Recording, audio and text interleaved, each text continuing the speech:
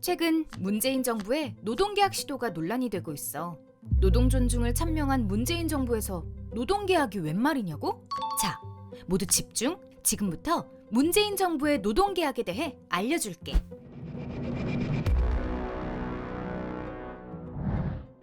문재인 대통령은 후보 시절부터 ILO 핵심 협약 비준을 약속해왔어. ILO는 전 세계 187개국이 가입한 유엔 산하 국제 노동기구로 노동 조건 개선과 노동자 지위 향상을 위한 전문기구야. 가장 기본적이기 때문에 ILO에서 반드시 지키라고 권고하는 8개의 핵심 협약이 있어. 부끄럽게도 한국은 이 핵심 협약을 지키자는 약속조차 하지 않은 7개의 회원국 가운데 하나야. 얼마 전 문재인 정부는 노동계의 요구에 떠밀리듯 그동안 비준하지 않았던 핵심 협약 4개를 비준하겠다고 나섰지만 진짜 문제는 그 뒤에 감춰져 있어. 사람이 먼저라며 노동 존중 사회를 외치던 문재인 정부는 집권 이후부터 노동을 등한시하며 재벌이 먼저인 사회를 만들고 있었어.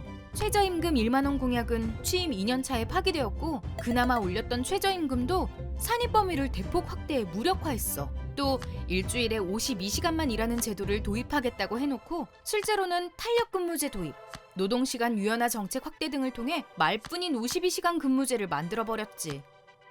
앞에서는 노동계의 요구를 들어주는 것 같지만 뒤로는 그 요구를 무효화하고 있는 거야.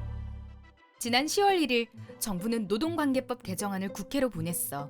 그러나 꼼꼼히 살펴보면 ILO 핵심 협약의 취지를 훼손하고 헌법에서 보장한 노동 3권을 침해하는 내용이 대부분이야.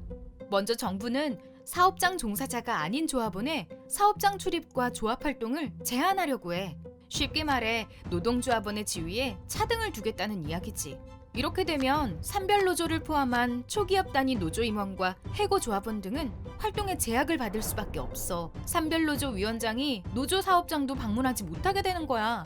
ILO 핵심 협약은 결사의 자유를 위해 노동조합의 가입, 조직, 활동에 제약을 가해선 안 된다고 명시하고 있어. 헌법에 걸린 단결권을 명백하게 위배하는 조항이기도 하지. 현 정부는 법의 노조 통보를 받은 지 만 6년이 지난 현재까지도 전교조 법의 노조 문제를 여전히 해결하지 않고 있어. 이 문제는 대통령의 결정만으로 해결할 수 있는데도 말이야. 두 번째는 노동자의 단체 교섭권을 침해하는 내용이야.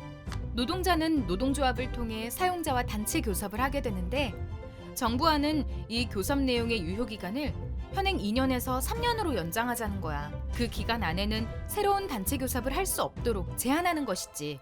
이렇게 되면 교섭 창구 단일화 제도와 맞물려서 새롭게 교섭권을 얻은 노조라도 유효기간 중에는 최대 4년까지 단체 협상을 요구할 수조차 없는 상황이 벌어질 수 있어. ILO는 장기적인 단체 협약이 노동자의 진정한 이익을 훼손할 수 있다고 우려를 표하고 있어. 단체 협약의 유효기간을 연장하는 건 ILO의 핵심 가치를 부정하는 것과 같아. 개정안이 제한하려는 또 다른 권리는 단체 행동권이야. 정부는 직장 점거 등의 쟁의 행위를 사실상 불가능하도록 법을 바꾸려고 해. 이 법이 통과되면 사업장 내에서 진행되는 평화로운 집회나 피켓팅 같은 의견 표출조차 금지될 가능성이 높지. ILO는 파업할 권리의 본질이 평화적 압력을 가하는 데 있고 이 권리에는 사업장의 점거 행위도 포함된다고 밝힌 바 있어. 한마디로 노동조합의 손발을 묶어놓겠다는 이야기지.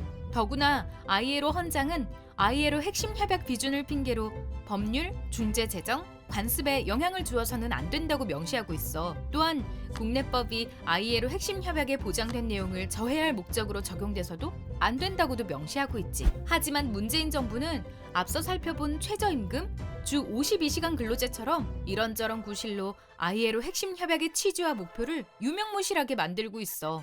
정부의 개정안은 기업의 착취와 탄압을 공고히 하는 노조 파괴법인 셈이지. 이번 정부의 노동계약안이 통과되면 한국의 노동조합은 아무것도 할 수 없는 빈 껍데기로 전락하게 돼. 문재인 정부의 목적이 핵심 협약 비준이 아니라 노동계약에 있다고 추론하는 건 지나친 의심일까? 기분만 내고 알맹이는 없는 노동 존중. 이쯤 되면 막 가자는 거겠지? 더 큰 문제는 정부 여당과 매일같이 싸우던 자유한국당이 한술 더 떠서 노동계약법을 제출하고 있다는 거야.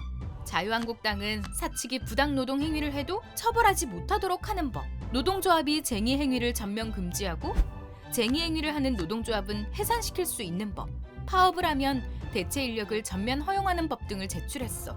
그야말로 노동조합을 작심하고 파괴하겠다는 법안들이지. 여당은 이를 막기는커녕 지난 10월 18일까지 진행된 국정감사 이후 본회의가 열리면 31일에 이 법안들을 통과시키기로 야당과 합의했어. 다른 법안들은 싸움을 좀 더 해야 하지만 노동계약만은 사이좋게 꼭 같이 하자고 합의한 거지. 이렇게 급박하게 돌아가는 정세에 발맞춰 민주노총도 만반의 준비를 해야겠지.